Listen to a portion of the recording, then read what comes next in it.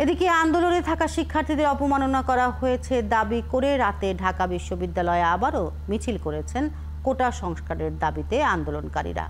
রবিবার রাত 11টার দিকে বিশ্ববিদ্যালয়ের বিভিন্ন হল থেকে আন্দোলনকারীরা দলে দলে বের হয়ে আসেন। নারী শিক্ষার্থীরাও অংশ নেন মিছিলে। বিশ্ববিদ্যালয়ের সন্ত্রাস বিরোধী রাজু ভাস্কর্য চত্বর থেকে বের হয়ে মিছিলটি বিভিন্ন সড়ক ঘুরে আবারও রাজু ভাস্কর্যের পাদদেশে শেষ হয়। এ সময় নিজেদের রাজাকার বলে স্লোগান দেন মিছিলকারীরা।